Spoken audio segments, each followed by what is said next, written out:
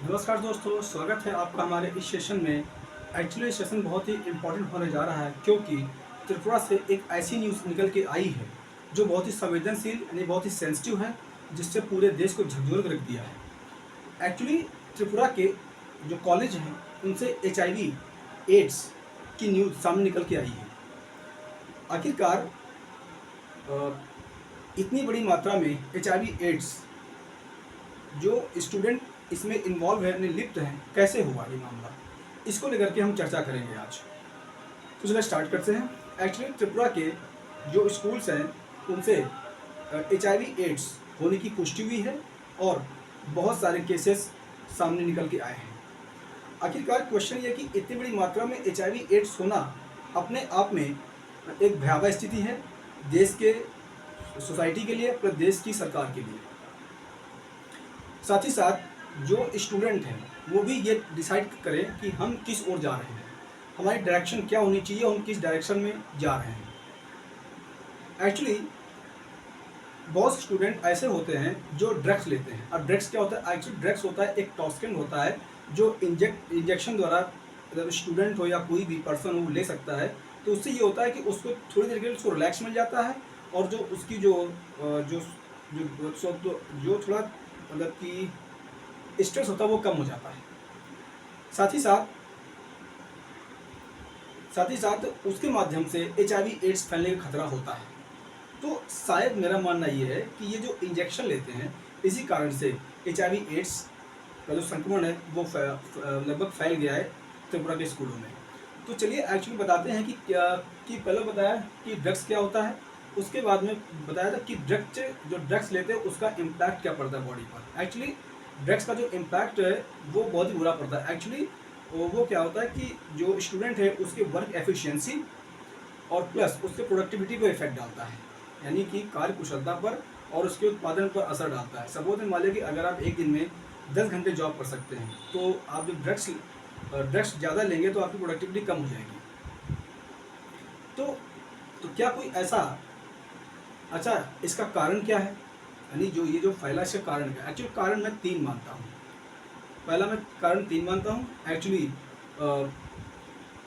Unsafe sexual relations, दूसरा है आपका अनसेफ इंजेक्टिंग ड्रग्स और तीसरा अनअवेयरनेस यानी कि जागरूकता। एक्चुअली क्या होता है कि जब कभी अनसेफ सेक्स करते हैं तो हो सकता है कि ऐसे केसेस में अगर कोई आपका दोस्त या कोई आपका पार्टनर अगर पहले से कहीं सेक्स करके आया है तो हो सकता है उसके HIV संक्रमण हो और वो के आपने किया तो आपके फैल गया। या कोई जो इंजेक्शन ले रहा हो सकता है कि उसके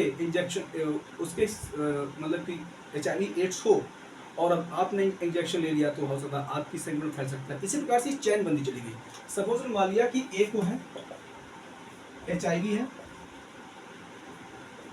तो ये आपका दोस्त है और ये आपका बी, यानी कि ये आपका दोस्त है, ये ड्रग्स लेता है, आपने इसका इंजेक्शन आपने यूज किया तो आपकी हो गया HIV। फिर आपका दोस्त होगा सी, उसने लिया इंजेक्शन, उसके HIV हो गया। फिर वो क्या डी, इसने इंजेक्शन, तो इस टाइप से चैन बंदी चली जाती है। ये कारण होता है, ठीक है। और तीसरा सबसे बड़ा कारण होता है कि मतलब कि अनअवेयरनेस, जागरूकता ना होना। हालांकि त्रिपुरा सरकार ने 2007 से लेकर 2024 तक डेटा को खंगाला है जिसमें पाया गया है कि हाँ कि बहुत सारे स्टूडेंट इन मतलब कि इन एक्टिविटीज़ में इन्वॉल्व थे। लगभग अभी 828 लोग HIV से पॉजिटिव पाए गए हैं, जिनमें से 47 स्टूडेंट की डेथ हो चुकी है। एक बहुत बड़ा आंकड़ा है, ये बहुत बड़ा डेटा है हमारे सामने, हमारे सोसाइटी पर तमाचा मारने के लिए कि हमारे देश में HIV एड्स के इतने केसेस कैसे सामने निकल के आए हैं। ये अपने आप में सोचने विषय है, काफ़ी ये सेंसिटिव न्यूज़ है, ये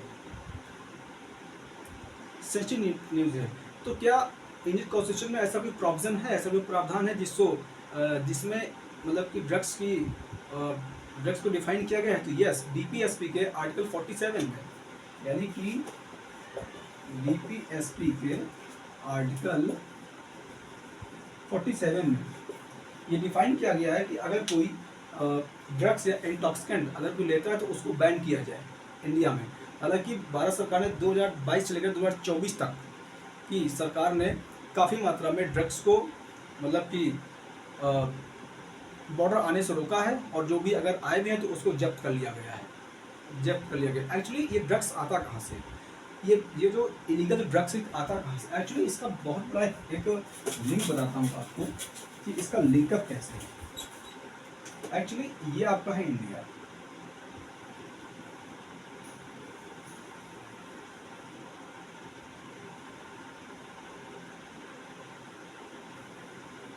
ये आपका इंडिया, ये आपका पाकिस्तान, ये आपका अफगानिस्तान, ये आपका ईरान, इधर आपका ये हो गया आपका म्यांमार, ये आपका शायद हो गया वियतनाम, ये आपका हो गया आपका इंडोनेशिया, फिलीपींस, मतलब ये है। एक्चुअली ईरान, अफगानिस्तान और पाकिस्तान में इलीगल अफीम की खेती की जाती है, यानी कि ईरान, अफगानिस्तान एंड पाकिस्तान में इलीगल अफीम खेती की जाती है। इसे बोलते हैं गोल्डन क्रेसेंट, गोल्डन क्रेसेंट बोलते हैं, और इसे बोलते हैं गोल्डन ट्रायंगल।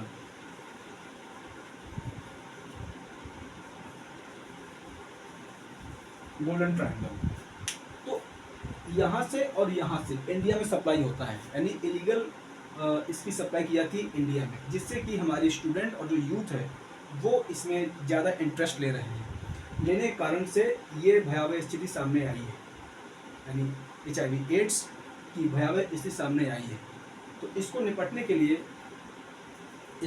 लिए सरकार ने कमर कस ली है, और जो भी इलीगल ड्रग्स इंडिया में एंट्री हो रही है उसको बैन किया जाएगा या करने की कोशिश की जाएगी, और साथ ही साथ एक अवेयरनेस कैंपेनिंग भी स्टार्ट की जाएगी, ताकि बहुत बड़ी मात्रा में जो ड्रग्स और प्लस जो HIV केसेस सामने आए हैं तो उनको कंट्रोल किया जा सके। एक्चुअली HIV होता क्या है? एक्चुअली HIV फॉर्म होता है ह्यूमन इम्यूनोडेफिशिएंसी सिंड्रोम। इसका मतलब ये होता है कि आपका जो वायरस होता है, आपका HIV वायरस होता है, क्या होता है, आपका जो इम्यूनिटी सिस्टम होता है जो इसको इसमें एंट्री लेता है और आपके ये बहुत इसको वीक कर देता है, और एक बार आपका इम्यूनिटी सिस्टम वीक हुआ इससे आपकी डेथ हो जाती है। और एड्स जो है वो आपका लास्ट फेज, इसका फुल फॉर्म होता है एक्वायर्ड इम्यूनोडेफिशिएंसी सिंड्रोम होता है। तो HIV होता है आपका एड्स आपकी लास्ट स्टेज होती है। जो आपका HIV होता है वो आपके इम्यूनिटी सिस्टम को वीक करता है, वीक करने के बाद आपकी डेथ हो जाती है।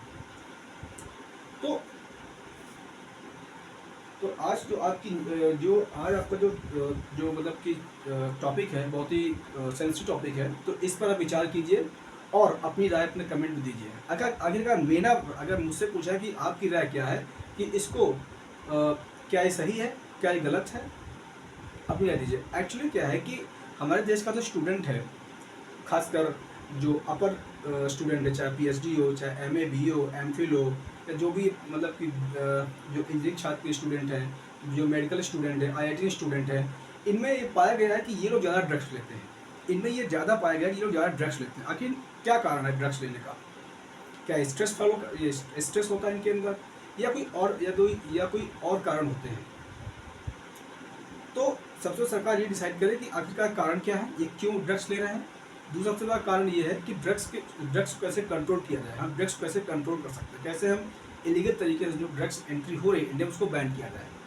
और तीसरा सबसे बड़ा इशू ये है कि कहीं के स्टूडेंट को और सोसाइटी को भी इस लेवल पर काम करना चाहिए,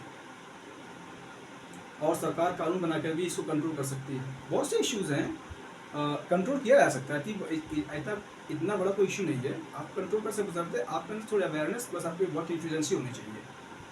तो आज के लिए बस इतने दे देते हैं। आप लोग बहुत बहुत धन्यवाद। जय हिंद, जय भारत।